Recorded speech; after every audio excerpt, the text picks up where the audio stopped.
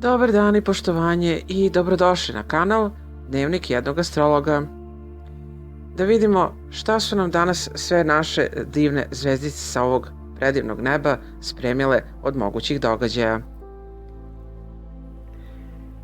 Dnevni podsjetnik za dobre vibracije, petak 21. jun. Današnji Venerin dan će nam doneti priliku da malo ojačamo sebe. Ozdravimo kako tako i dušu i telo. Dan okrenut lečenju rana i ostavljanju teške prošlosti iza nas. Na nebu imamo Merkur iz Raka u lepom sekstilu sa Marsom iz Bika, dok će mesec iz Strelca prvo da ima kvadrat sa Saturnom iz Riba, a posle toga trigon sa Hironom iz Ovna. Merkur iz Raka u sekstilu sa Marsom iz Bika je dobra energija koja nam pomaže da snagom uma razbistrimo svoje emocije i osjećanja i usmerimo ih u pravom pravcu i na taj način dođemo do željenog cilja.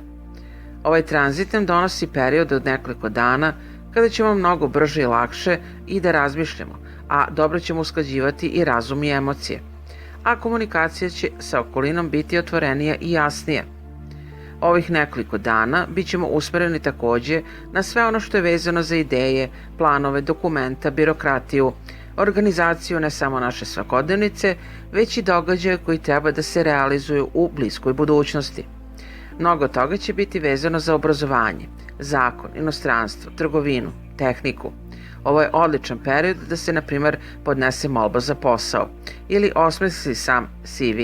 Takođe i dobar period da se nauči nešto novo što će poboljšati trenutnu situaciju na radnom mestu. Isto tako, odličan period za pokretanje novih poslovnih projekata, posebno ako imaju veze sa učenjem, strancima, brigom, organizacijom života drugih u cilju njihovog intelektualnog ili fizičkog usavršavanja. Mesec iz Strelca, kada sklopi kvadrat sa Saturnom iz Riba, nam donosi na par sati tešku energiju. Aspekt kvadrata je izazov, prepreka, test izdržljivosti i snalažljivosti.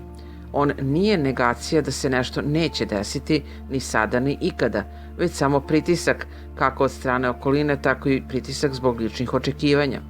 Da li ćemo uspjeti da budemo dovoljno snažni, hrabri, disciplinovani i pregrmeti neki težak period u kojem smo se našli. Mesec je naša duša, naše emocije i osjećanja, naša svest, pa tako i naša reakcija na sve događaje oko nas. Saturn je pak ozbiljan, neko ko se odriče svega, ko je restriktivan, koji smatra da su te emotivne stvari samo traćenje vremena, sem ako naravno ne nađe način da profitira od njih. I da sve u životu mora da bude rad, red i disciplina, i tu nema mesta osjećanjima. Saturnova priroda je takva da može da uspe samo kada je neko drugi zakinut, to jest ko se spustio na njegov nivo, slab, ugrožen, podređen, bolestan ili zao. On uzima od drugih jer on nema svoje. A on ovde na par sati danas oduzima od meseca, pa tako i od nas, svu radost života.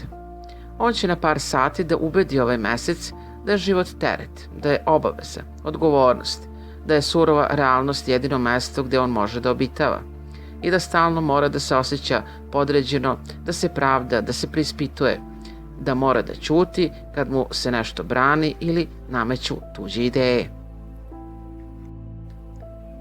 Lep trigon između meseca iz Strelca i Hirona iz Ovna nam danas pomaže da zaobiđemo subjektivni pristup u rešavanju nekih problema ili nezalečenih rana iz prošlosti.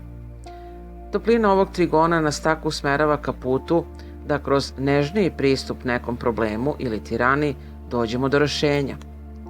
Ovaj trigon nam skreće pažnju na našu Ahilovu petu, to jest na sve one delove našeg života koji su nam na bilo koji način rana, koju nikako da zacelimo.